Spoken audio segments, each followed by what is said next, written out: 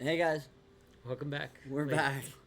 Dave's ladies- really tired and he's wearing off on me. Lady, what do you mean? No, I'm just very flustered because all my crap was All just over the in place. disarray. Trying to get everything reorganized. Yep. Yep. You know something I learned today? Hey me.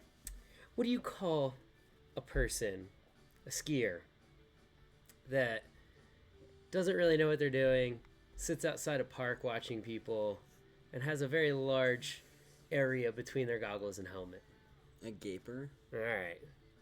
Why is it that nobody at Alta knows what Gaper Day is?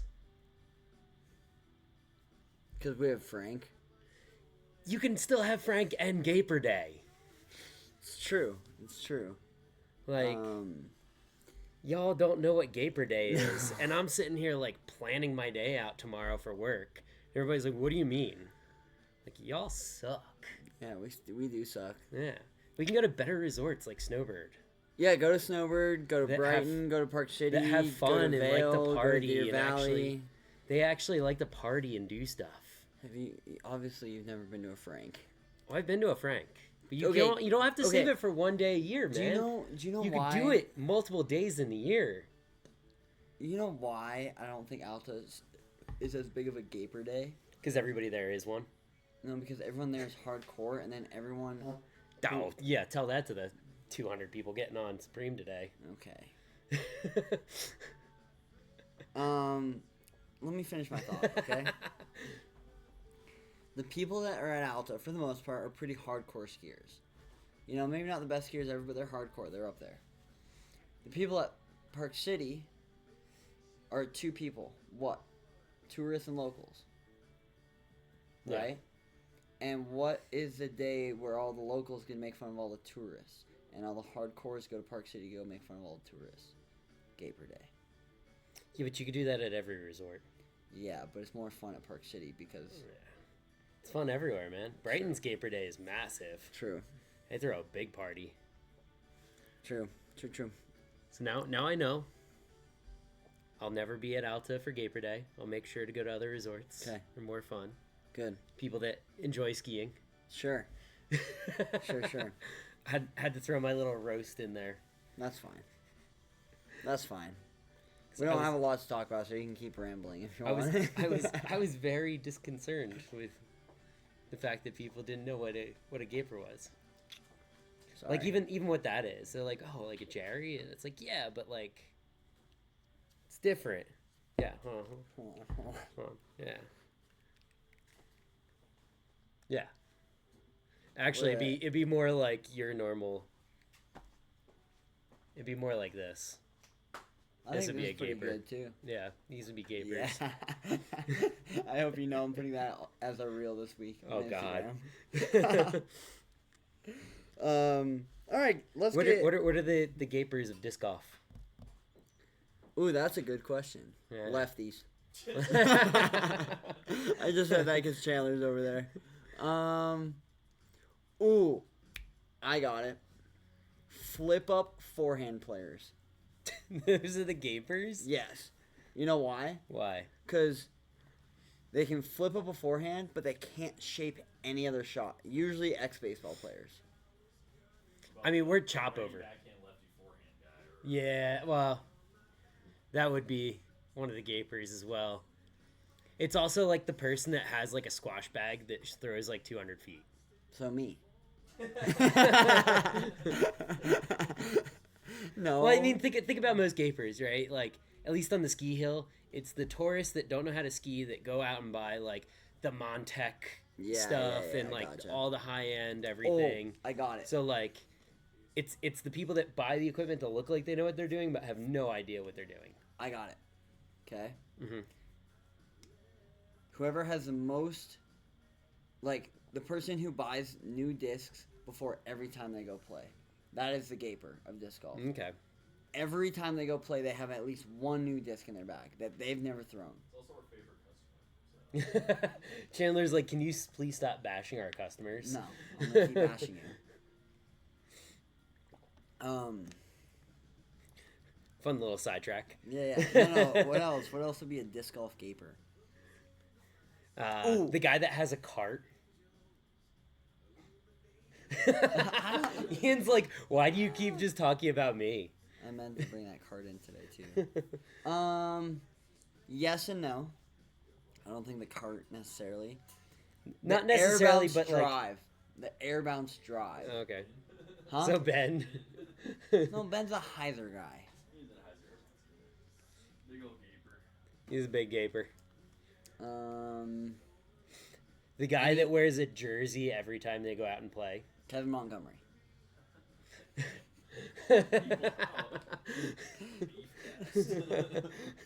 This is fine. Can we keep going? Just sit and talk shit for an hour. I'm just trying to think of like, again, relate it back to it's getting towards the end of ski season.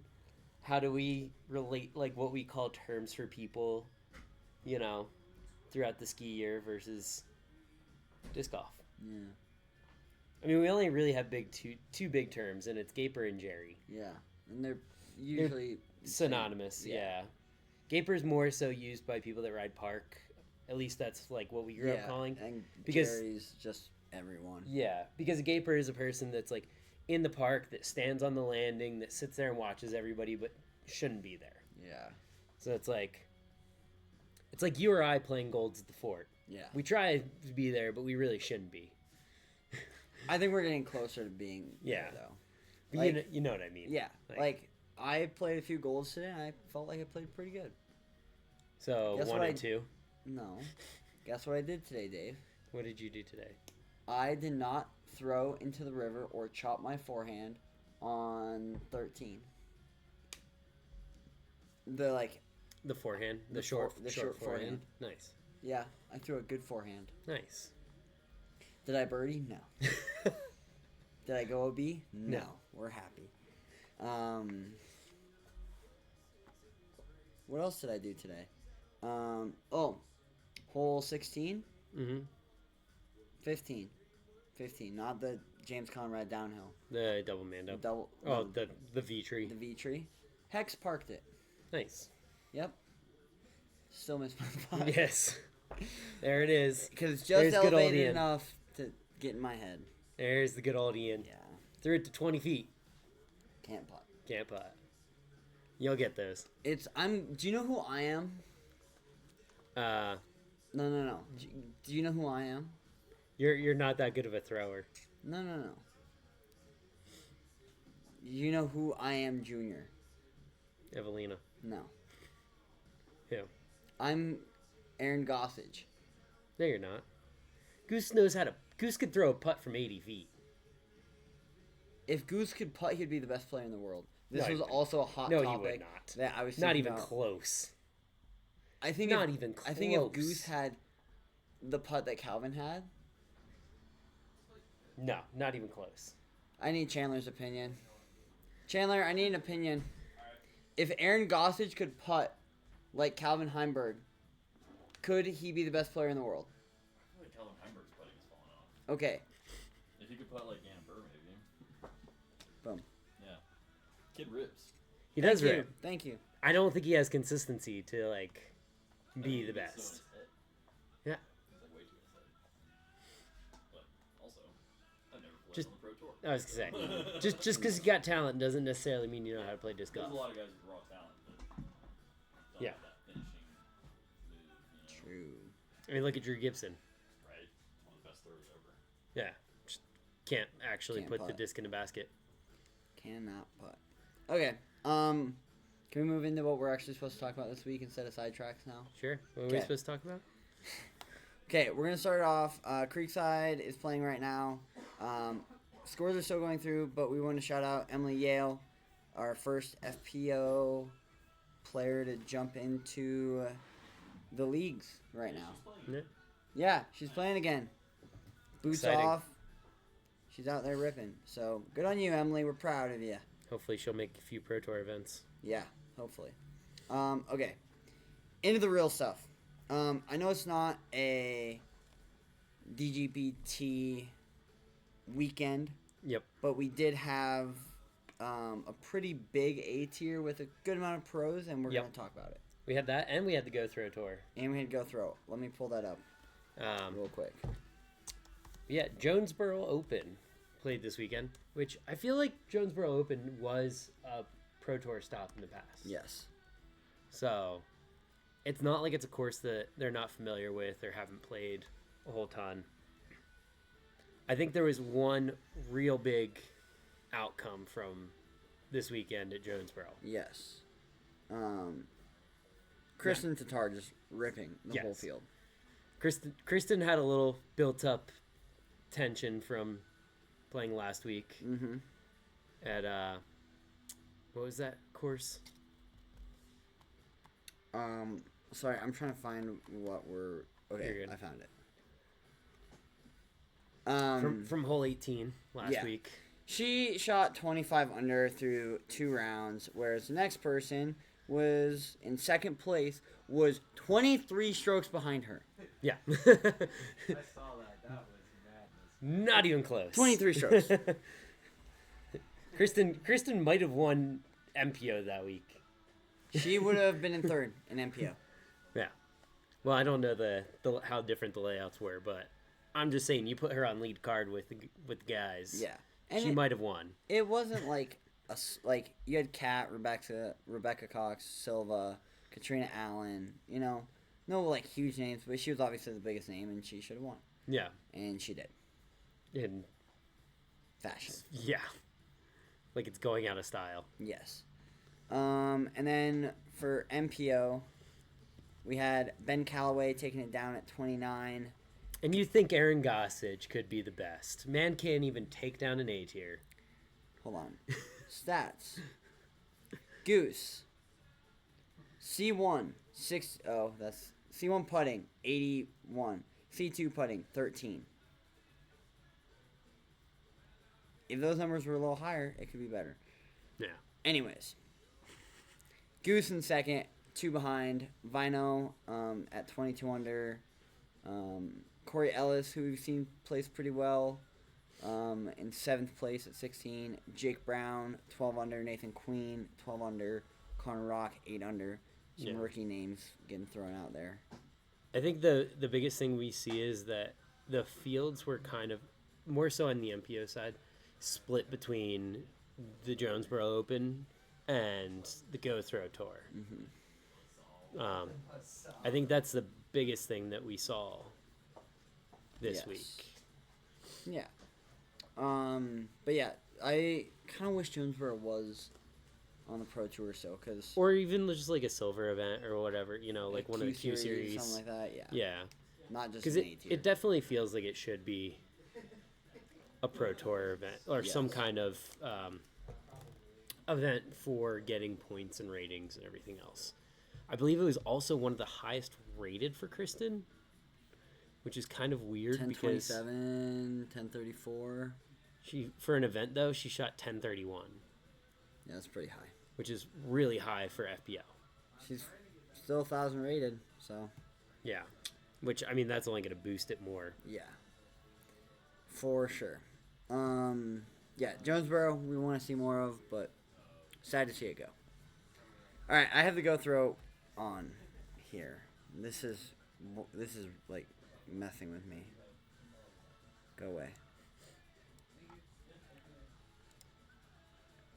Go away. Oh my gosh, what is going on? You see what's happening right here, Dave? What? Oh, yeah, they did the overlay over top of their current website. Oh my gosh, this is awful. Yeah, so you're better off going to like the Just UDisc go to website. UDisc. Yeah, you better, because they did. Go throw. Please hire somebody to do your website. It is atrocious. You don't know what you're doing. Sorry. No, it's awful. Like events.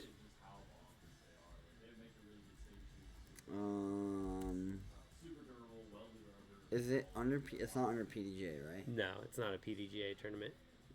Can you find this or? Yes, I can. Oh my gosh! Holy crap! Let me refresh. Persimmon Ridge Championship.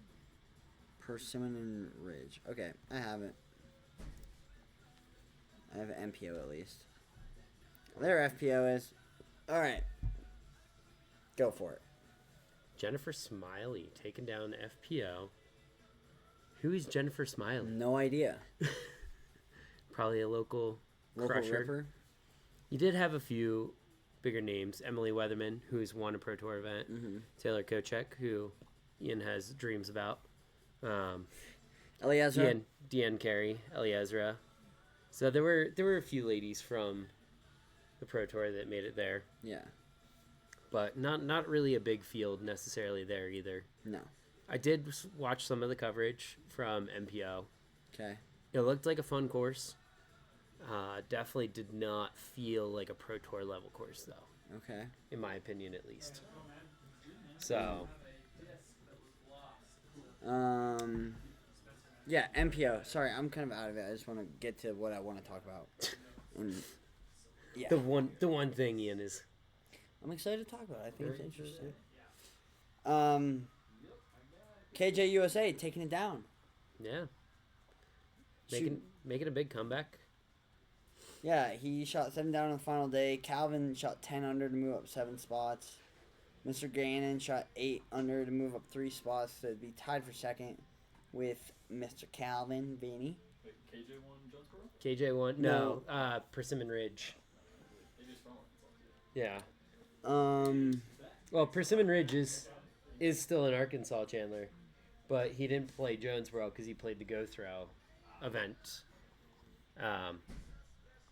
which is kind of what we were talking about. How it's like, oh, well, there's two kind of similar events. One is unsanctioned, so the Persimmon Ridge being an unsanctioned event. So we saw a lot of people that were like throwing discs that were prototypes. Yeah, which is cool, but also like you wouldn't be able to use it next week in a tournament. So yeah.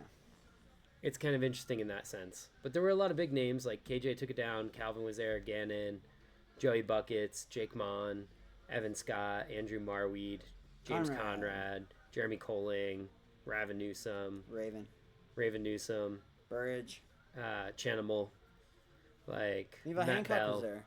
Yeah, like a lot of bigger names. And I wonder if it's because this event had media coverage versus Jonesboro, which did not have media coverage at it. So that could be a big incentive for a lot of the pros to like be there, maybe make a lead card, maybe that helps their contracts, whatever, Yeah. the following kind of thing. So Yeah. Okay, one last thing before we really jump into the hot topic of the week. We have I would say a pretty big major for people who are not on the Pro Tour. We have the 2025 Collegiate Disc Golf National Championships. It's D1 singles, D1 teams, D1 ladies, singles and teams, D2 singles and teams, D3 singles and teams. So a lot of collegiate disc golf going on this weekend. Going into this weekend, I pulled up the rankings. We have for men's, we have Texas A&M, North Carolina Charlotte, Oregon State, Emporia State, and Oklahoma Christian as our top 5. And our ladies being Emporia State, Liberty, Clemson, Arizona State, and Carolina Charlotte. With power rankings, so individuals. I'm curious to how they do these power rankings. Yeah, it's individual. It's not by team. Right. And this is like these people are from completely different. I mean, they're going to colleges. be, that's Tar Heels, Yeah. Carolina Tar Heels. So it's Anthony Ensumo from North Carolina, Mm-hmm. Jaden Rye from CRU, No idea. Bradley Cadwell from Cincinnati, Colton Webb, I believe that's from Oklahoma Christian, Yes. and then Benjamin Wagner. Yeah, trying to read what that symbol is. Mulligan? Hold on. Do we? I just might have screwed everything up. Here we go. Come on. And then for your ladies, if it will stay loaded. Oh, there it goes. Okay, hold on. Hey, NAU's up there.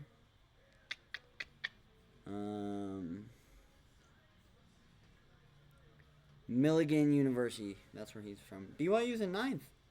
Nice. Is Utah in here? Probably not. No. We don't have anyone that plays that much college. I mean, we do have a team, but Yeah, we don't go out and play a bunch. no. So yeah, so that'll be exciting to watch. A lot of disc golf. For ladies power rankings, we have Atlanta Kruger from You could just go to there. hold on. Excuse Good me. old Apple not load. Yeah, Atlanta Kruger from Emporia State, Ginny Heldsley from Slippery Rock. Never even heard of that. Never heard of it. Lily Marr from Mulligan, Isabel Duplessis from North Carolina State, It's and in Pennsylvania. Lauren Burke from North Carolina Charlotte. Slippery Rock, Pennsylvania. Sick. Never. Hold on. Now I'm. Dave's curious. Well, I'm Um, from that area. yeah. Like, Also, Emily Stenlud from BYU is placed top 10. it's out by Pittsburgh. That makes more sense. So, yeah, this is a fun thing. Where's our highest collegiate? Let's see. I don't know that they have ratings in the Atticus? same way. No, I don't think they do. Ryan Bain. I think I've seen Ryan play. He's a good player. Huh? He's a purple guy, right? Yeah. BYU. So, yeah, there that is. So there will be disc golf to watch this weekend. Hopefully. Are they doing coverage? What? Of the collegiate? Yeah. Probably not, if I had to take a guess. There is a Pro Tour event this weekend. Music City Open is coming There up, is, yes. which will be fun to watch Simon win another guitar. Yeah. Yeah. They did make a lot of changes to that course, though. Some for the better, some for worse. We'll see. Oh, really? Did you not watch? Well, you were working all day. I Yeah. watched Goose and Ezra's breakdown. Ah, yeah. No, I was working all day. I didn't get a chance to see the new layouts. Yeah. Okay, moving on to what I want to talk about today. Ian's pet. My pet? Well, I was to say pet peeve, but it's not really a peeve. It's more No. so just like a pet project. Yes, I'm curious. I want to Yeah. hear the people's thoughts. Yeah. So the question is, how would you describe a 700, 800, 900, and 1,000 rated players? What Differentiates. Thank you. I'm gonna punch myself now. To give everybody a heads up, Ian said that he was going to absolutely roast me during the podcast today, and I'm still waiting for it. I haven't thought of anything yet. Boy, I'm tired. I did not sleep last night. Let's get into it. So, we're on a Reddit. If I can remember, I'll put the Reddit link down below, so you can click and like kind of read through what I'm reading through. But let's just give our synopsis Yeah. before we get into it, right? yeah. What would you say? When I think of somebody that's 700 rated, right? Can we I start don't- from the top down? No, Okay. because working from the bottom up, right? Okay, I sure. don't think that 700 exists. 700 is a person that has never played disc golf that's playing in tournaments for a rating. Yes. To me, that doesn't necessarily exist in our sport right now. Most people, I feel like, don't get into tournaments without having played, A healthy amount. at least a good amount, whether or not it's with friends or something else, like, because it is expensive to do the tournaments and disc golf itself is cheap. Yes. So you really have to want to, like, be there, get into it, play for, like, something. Yes. In which case, you're usually competitive. Yes. So- I would agree. So, Most MA4 people that I've seen are at least 800 rated. yeah, or very very high 7. Yeah. Like this is 700. This isn't Yeah. like 750, 760. Right. You know? We've both started 770 rounds. Yes. You know. I threw one, so Yeah. yeah. Um. So I don't think that really exists. I would take that number out, right? Your 800 is your MA4, brand new to playing tournaments. Like, has been playing for probably like 6 months, doesn't really have a solid bag, and isn't throwing anything over like a 7 to 9 speed. Okay. that's what I would say your 800 rated player is, and probably like 250 distance. Yes, and Maybe 300, but not yeah, necessarily. I think 800 is the player who, like Dave said, 250, 300 distance, but there's no consistency, or maybe they can throw something like 350, but it's not a consistent. It's Yeah. like I'm using max distance drivers or whatever it is to get there, kind of thing, and it's 'Cause- not pretty. You were above 800 after Creekside Open, weren't you? Your first tournament Yes. ever. Yes. I would say you didn't have 300 distance during that event. No. No. Like that is the 800 rated player. Yeah. If not, Yeah. even newer, I would say. For sure. I think 800 also comes with a lot of mistakes, like just like brain farts in the game kind of thing. Just being like, oh, should I throw this? And it's like, that was what were you thinking? Yeah. Shots, yeah, you get a lot of those. Yes, I think 800 is someone who's pretty like a birdie's like once around kind of thing, maybe Yeah. twice. A lot of bogeys, the occasional double and the occasional triple. Yeah. So since we're just skipping over 700 because it doesn't exist, let's put 850 in there. I'm rated 869 right now. That's what you're rated. That's not what your play is. Yeah.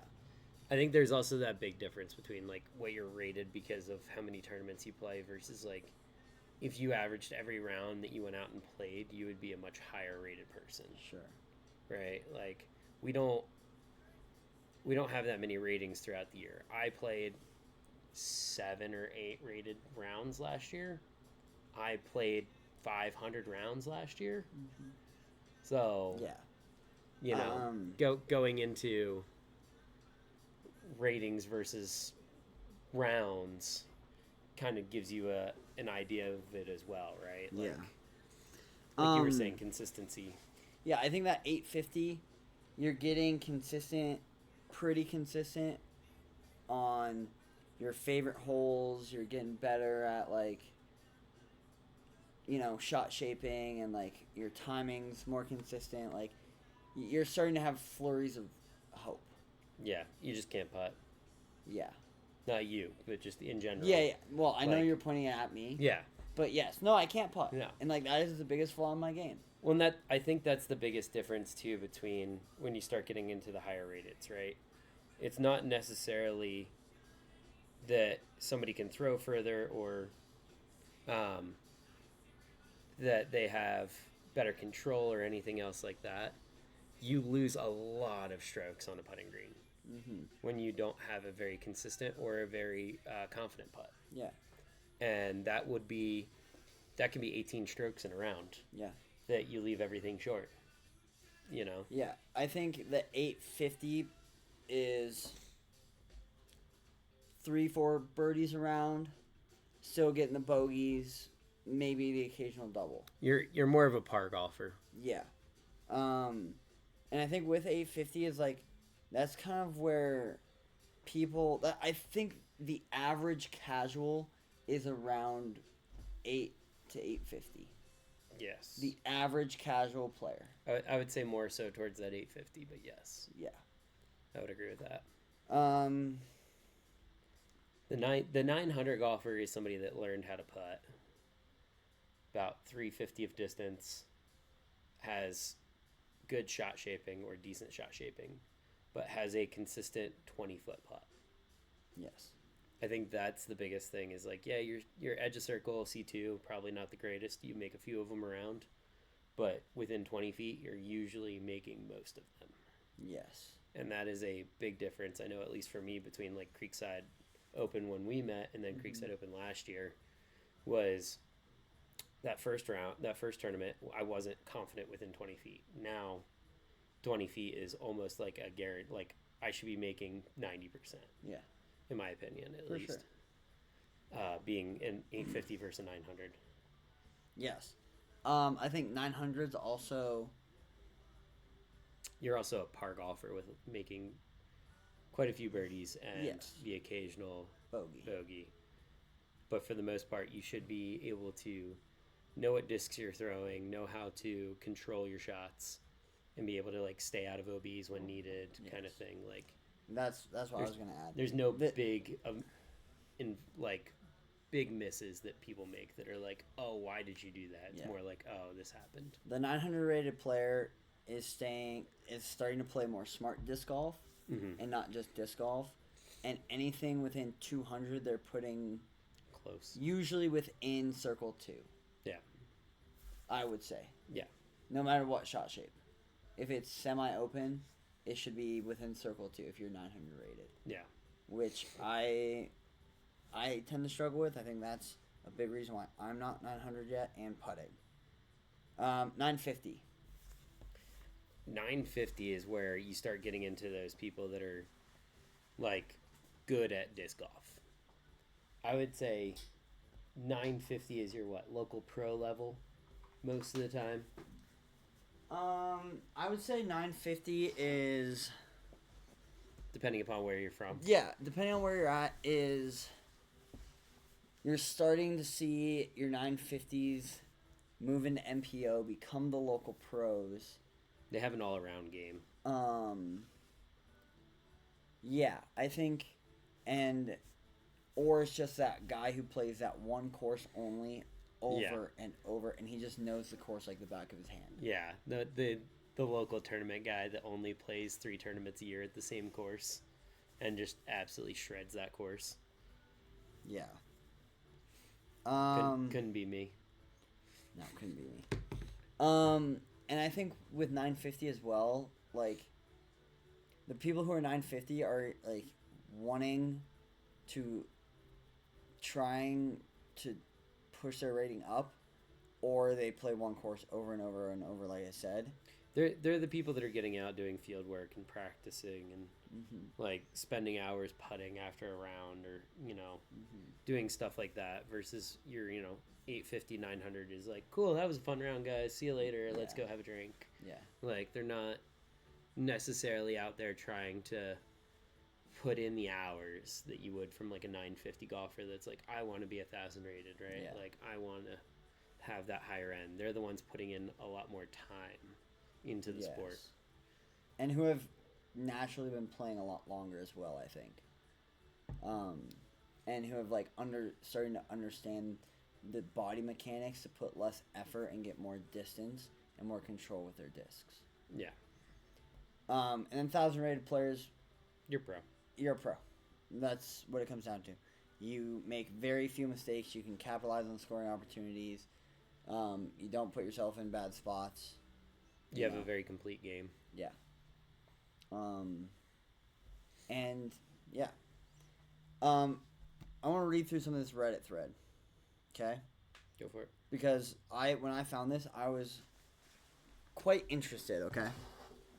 So, like I said, I will try to link this down below when we put this up. 700 players play double bogey golf. So pars, double bogey. 800 rated players play bogey golf. 900 rated players limit bogeys. 950 players limit bogeys and capitalize on birdies far more frequently. 1,000 rated players rarely bogey and can birdie holes that 950 rated players can't. So what that's telling me is distance or shot shaping. I would, yes. Definitely shot shaping. Distance depends. So, especially with disc golf, like, distance does matter, right? Like, if there's 450 foot, 500 foot par 3s on a lot of open courses. If you don't have at least 400 feet, you're not birdieing a 450 foot hole. Yeah. Or if you are, it's like once. Yeah, in you're not 200 rounds. getting within C2 to be able to make that putt. Yeah. Not necessarily, at least. With having that distance helps a whole lot, but then you also have to have a lot more control. Yes. Because a 900 rated player can throw 500 feet. But if he doesn't know how to actually throw a shot shape, it doesn't matter that he can throw 500 feet. Yeah. Because, playing Creekside, right? There's not a lot Hole of shot. hole four. Why does it matter that you could throw 500 feet? Doesn't. You need to be able to throw 200 feet in a straight line, maybe a slight turnover. Yeah. If it's in the right pin. And like if you can't throw that shot shape, it does not matter how far you throw. Hole 2 when it's down low and it's on the island. Yeah. Same thing. Yeah. So I think that's also like a big difference between the higher rateds and lower rateds. It's having that like touch. It's not necessarily just the distance. It's like knowing how to shot shape, what to throw, when to throw it. Sure. Okay, on to this next part. As an 800 rated player, this is coming from Stock Walrus. As an 800 rated player, I really think what pushes someone into the 900s is consistent good putting. Speaking of, I'd better go practice. I would agree, because I know I have the, like, even like people who are rated lower than me have a more consistent putt than me. Mm. But I have my flashes of brilliance when I step up and confident. I think confident putting also jumps you from let's say 875 to a 900. Yeah. Right? Not just like going up and like doing the cupcake kind of thing and like psyching yourself out. Yeah. Going up, I'm making that putt, I'm hitting that chain link, boom, doing it. Right? You also got to think that there's a big difference between what courses and layouts an 800 rated player is playing in MA4 or MA3 Sure. versus MPO guys. Sure. So having a consistent putt on a course where your longest hole might be 300 is a huge advantage over having shot shaping, or you don't have a forehand, or you don't have this, right? Yeah. Like, you will make up a lot of strokes on a lot of people in that kind of a course. Yes. This is from Satan's BFF. I'd say 900. Sorry, Satan's BFF. Satan's best friend forever. Awesome. I'd say 900 is just a lack of misfires, or having misfires be a couple of degrees of angle off rather than a ton. Equals in the distance, pulling a short bit. This doesn't make any sense to me. Or yakking the shot into a roller and having a 220 foot up and down for par. I can't read that. I think what they're trying to say is the higher your rating, the smaller your misses are. Yes. Like, you might have a mistake, but your mistake isn't throwing a forehand 10 feet off the tee pad into the ground. Yes. It's, oh, I turned it a little more than I should have, and now I'm 60 feet to the left instead of being under the basket. Sure. Or, oh, I threw that super nose up, and I know that I can get up and down from that position, versus the guy that threw it and it turned into a roller and went 500 feet in the wrong direction. Sure. Like, your misses are a lot smaller the higher your rating gets. Yes. Okay, this is. I think I can read this one. REO Speed Braggin. Do you get that reference? No. No. Yeah, it's very tragic. You don't know who REO Speedwagon is? Sorry. Nah, it's an older band. Sorry. We'll play some stuff for you after the podcast. Sorry. This more than anything. Tragic. Chandler. Okay. Am I good now? You're good. God. I'm sorry. I was just laughing at Chandler. No, it's fine. This more than anything. I'm roughly 950. I'm not amazing at putting, honestly. Probably average, but I do have way less meltdown holes than I used to. Eventually, meltdowns +2, +3s hole will turn to +1 or even par on an easier hole. And those bad holes will not carry on to the next one. Ding. Mistakes are smaller and happen less frequently. Visualization is huge. I agree with that. Mm-hmm. Imagine what you're going to do until it's crystal clear in your mind, and focus on the execution. Yeah. He's roughly 950. I would agree with that. Yeah. Your biggest thing is not carrying over holes. Mm-hmm. Cool. Had a bad shot. Had a bad hole. Bad putt. Yeah. And this is like... I just watched... You know what I found funny?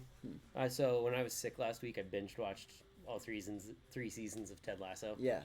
You know what I used to say before I watched that show, but it's still like I found funny? What? Be a goldfish. Be a goldfish. Yes. It is being a goldfish. That's what I used to tell you with putting. You still tell me that. Yeah, memory of a goldfish.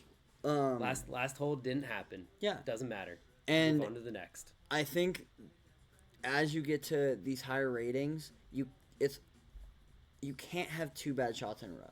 Mm-hmm. I had two bad shots in a row last week. I had on two different holes, and those holes ate me up. Yeah. Guess what? I went and had a birdie putt on the next one and chained out. Guess what? It was the last hole, and I just didn't care anymore. So I had nothing to bounce back on. But, like, yes, it's hard to have, as you get higher rated, you should have less and less bad shots back to back. Okay, yes, I hit a tree halfway down the fairway, and I missed my line by a foot. Okay, now I have this gap. I need gotta hit it. half the speed, and I need half the disc. You have to hit it, right? Mm-hmm. I have this one, and I might find one more. This is from Ice Coaster 1319. 875-ish player, 350 feet of power, 65% C1X. Much better backhand than forehand, but can throw both. I miss way too many early gaps and throw nose up on forehand that highs her out too much. The players I play with are 925 rated. Don't waste as many shots on hitting early trees, giving themselves better birdie looks from under 250 and are noticeably better putters in C1X. Ding, ding, ding. I think his stat in C1 is too high, personally, for an 870-ish player. Yeah. I think if you're making 65 in C1X, you should be 900. I wouldn't necessarily say that. Again, he has that issue that you and I ran into a lot, still do a lot, of being able to hit gaps. Mm-hmm.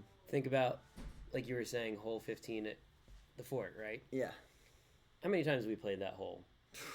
A lot. How many times have we hit that tree? A lot. Yes. You know how many times Chaz hit that tree today? 0. Twice. Really? Yeah.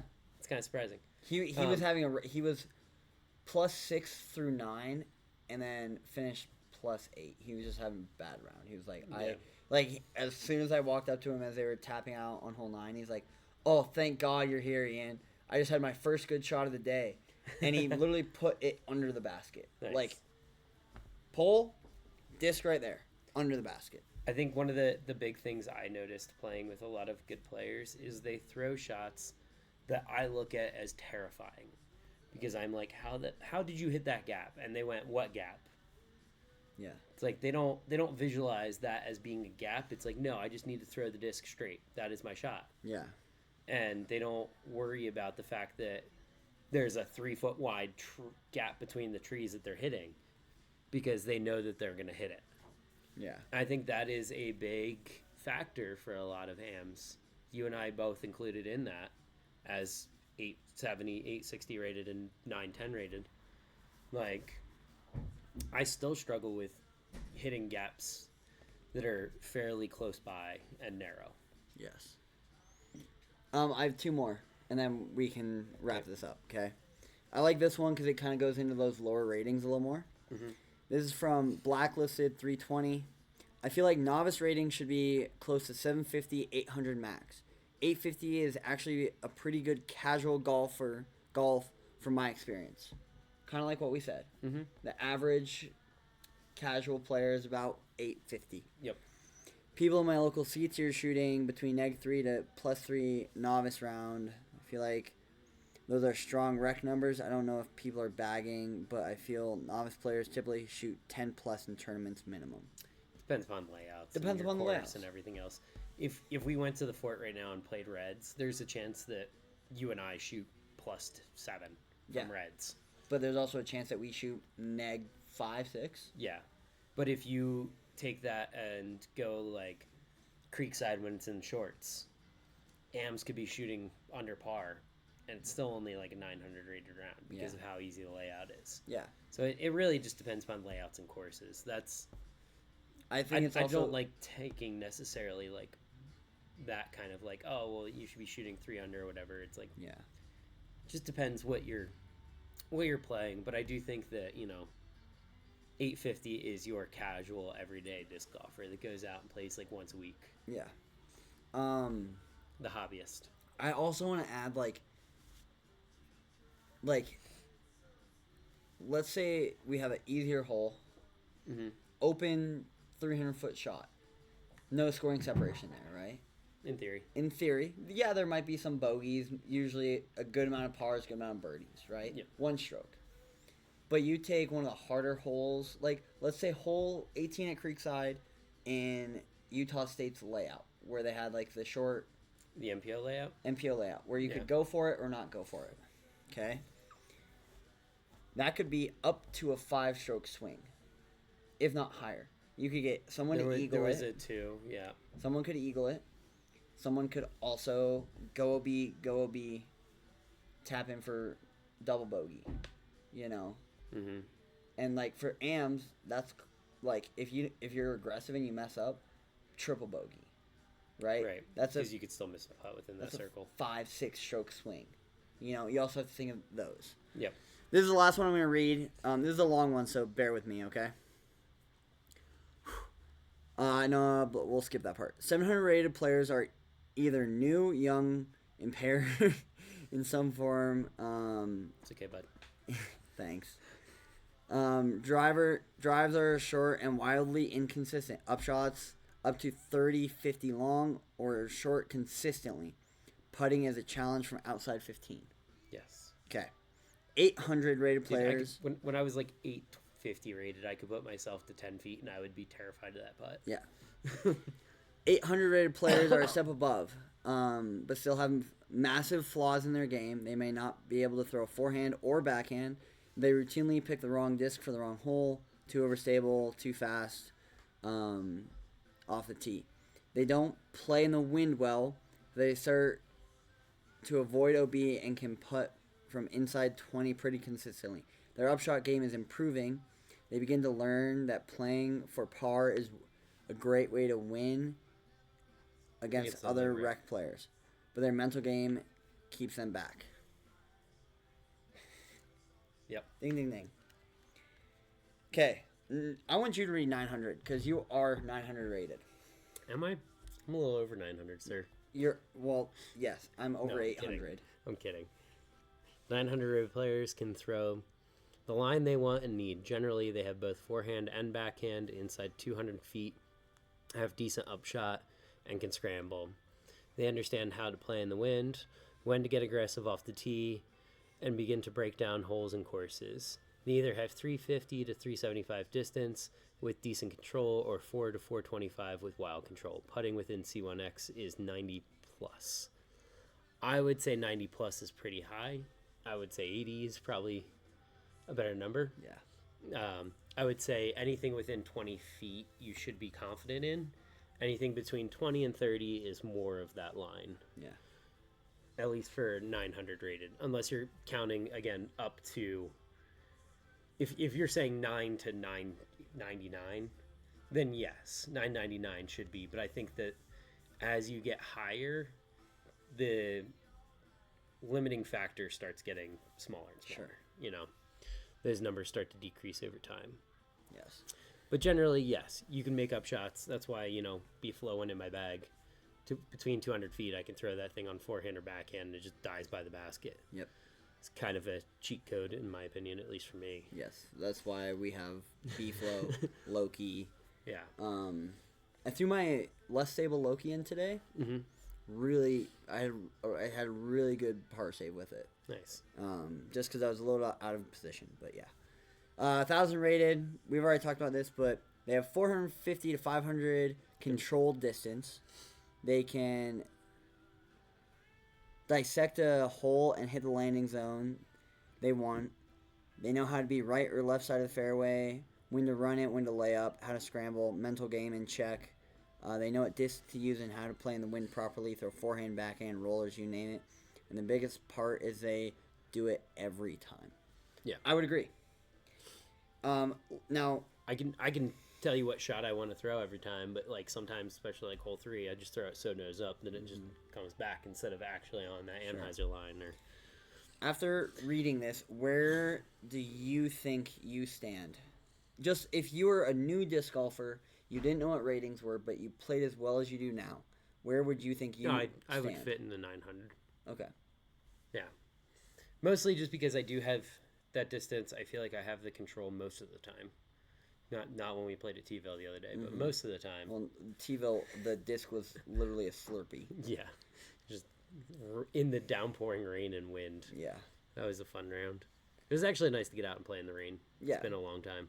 No, it was fun. I found it enjoyable, even though we didn't throw a single good shot the whole time. Dude, I don't know what was going on. I was early releasing every single thing out of my hand. Yeah. But yeah, I would think that I would fall into 900. Take for granted a couple things like the 90 plus within C1X, not really there. The 400 to 425 of wild, I would say is pretty accurate. Yes. I think I have about 425 of wild. And I have about 375 of good control. Yeah. I think I'm a step below the 900, but on the higher end of the 800 from reading that. Yeah. I want to do this real quick because it is the start of the season. We both just pulled up our rating, our PDGA ratings, and I want to go to ratings history and kind of pick your best round and why it went well, and your worst round and why it did not go well. Sound good? Or ratings details. Sure. Okay, I'll go first. Worst round, best round. Sure. Okay. So my worst round was Utah State's this past year. I shot an 803. I have some other ones way down there, but this is when I'm first beginning. Like I have a 720 in there, 775, but those aren't on my scorecard anymore. But this 803, this was my last round at Utah State's, and I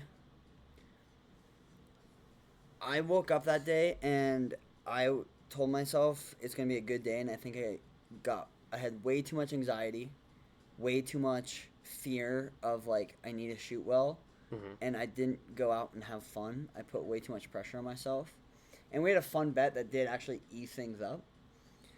But before the round, I told myself I can't make a putt right now, and that's not the way you want to go into a round. And I think that round specifically hurt me so much because I had shot arguably my best rated round ever on that same course 2 days before. So, yes, the mental game was lost. I had no confidence, and it was a lot more of a mental game than actually like executing shots because I wasn't there. In my head, I was somewhere else. So, mine in recent history was actually Creekside Open last year, round 3. Shot an 810 rated, which didn't go into my ratings because it was too far outside of where I'm rated. yeah. That was day 3 where I don't think I could hit the broadside of a barn if I was 2 feet away from it. Yeah. I Keep going.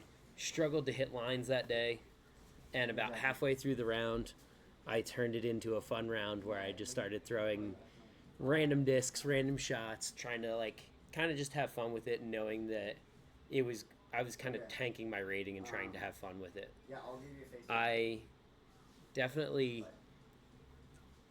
knew kind of halfway into that round that, cool, I've thrown 6 OB strokes on this course already today through 9 holes. It's not going well. Let's just have some fun, and, you know, if I end up eagling or birdieing or getting a hole-in-one, great throughout the day, but, like, kind of not purposely tanking my rating, but, like, playing the fun line instead of the smart one. Sure. Right? You know, instead of, you know, hole 12 throwing the forehand, I threw a backhand turnover with a putter. Yeah. It's like, that's not the tournament play. Yeah. That's the fun line. Sure. And that's kind of what that round turned into for me, was just like, cool, I'm already out of it. I might as well, you know, just have fun. Yeah. Play stupid and kind of let my rating drop. Yeah. I have 3 now 900 rated rounds. Yay. 2 on here. 1 has not been processed because it's still currently... The league doesn't count your round as a 900. It only counts your league as a whole. Okay. Well... So, just so you know, when it pops up yeah. on here, it won't pop up as you won't see that round Yeah. in particular. You'll only see the league average. So I want to talk about. Or no, it does pop up. Never mind. I made a mistake. Sorry, mine was Utah State's, not Creekside. Yep. My best rated round was 2 days earlier. I actually don't want to talk about that round because I don't remember it. I want to talk about my Brighton round. And here's why. I love Brighton. Mm-hmm. I went in with so much confidence into that course. And I made a few mistakes, missed a few putts, but I had an eagle. Yep.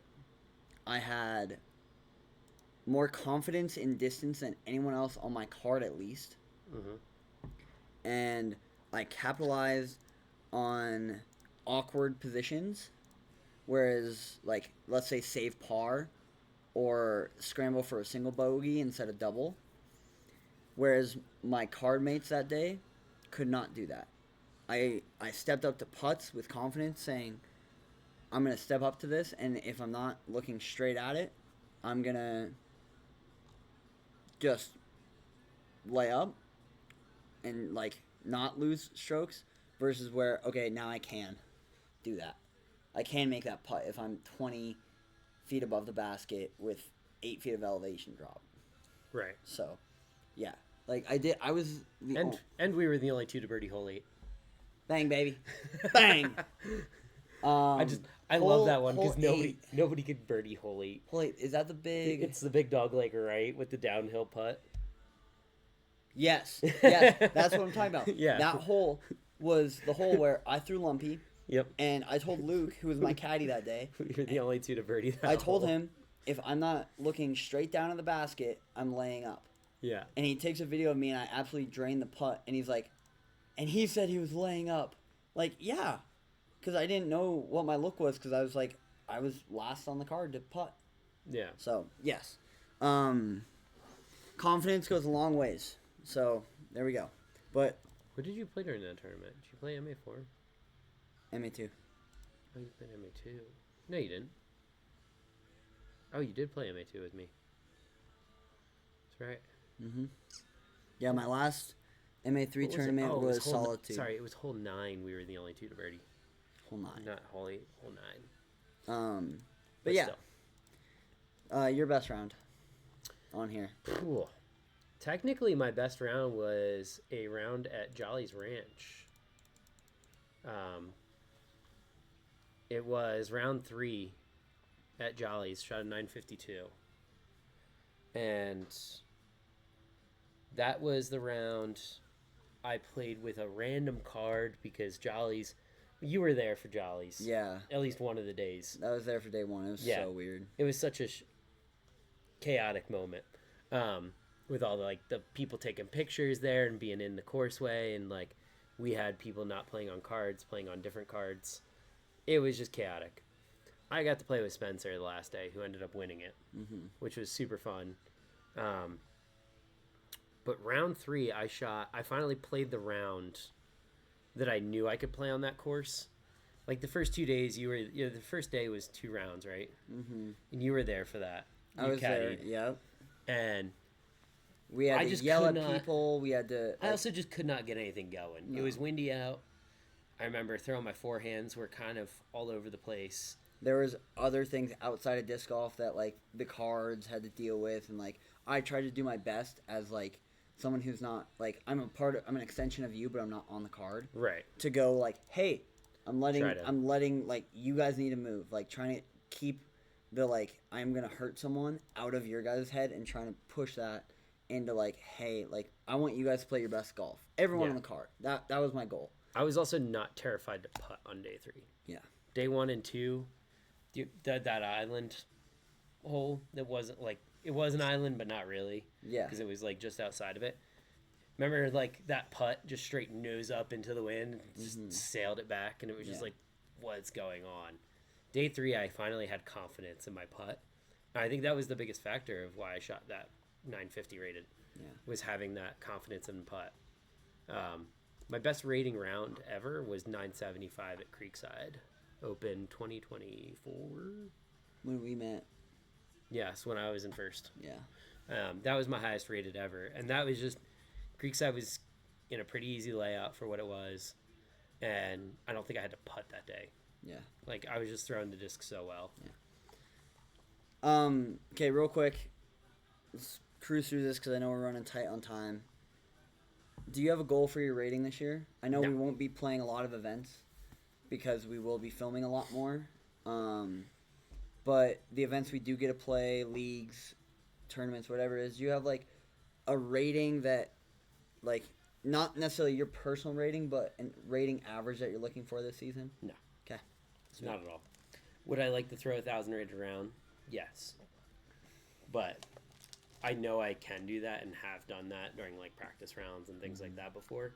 So it'd be nice to put one together during a tournament, but I don't think I will be playing enough tournaments this year, being in that like flow to be able to do that at Sure. will during a tournament kind of thing. Sure. My simple goal is I want to be shooting at least at or above 900. I know it won't happen all the time. Mm-hmm. Whether my rating is above 900 at the end of the year, I don't know, but that's my goal. I just want to have fun with it. I think that's like, again, look at mine recently. Is there's nothing super high rated, but like when I did shoot poorly, it still stayed around that 900 versus like my good rounds being like 928, 938, Yeah. 952, 924. Like, I think that's the biggest thing is like mitigating the bad rounds, and if it's gonna be bad, let it be like 8-10 bad. Yes. Let it be real bad. Yeah. Versus just like play your game and don't worry about like, oh well, now I'm not going to be at least this high, and it's like, Sure. no, just finish strong, don't give up strokes at the end of the tournaments. I think that's also the biggest thing with like when it comes to ratings. A lot of people are like, well, I'm not winning it, and it's like, yeah, but you don't throw away strokes. No. And that's the biggest thing that keeps you from being an 850 to a 900. I find is Yeah. throwing away strokes. Yeah, for sure. Sweet. I'm good. You good? Depends what your definition of good is. Yeah. Well, are we good with the podcast? Yeah. Okay. Thank you guys for watching. If you made it this far, please comment your rating down below. And we'll see you next week with some Music City Open recap. Yep. And some other fun stuff. So, that's all I got. Heck yeah. Okay. You still here next weekend? Yeah, you will be. Yes, I Yeah, am. yeah, I am. Yeah. My mom's in town Saturday. Oh, nice. Yeah. Heck yeah. All right. Peace, guys. See you guys.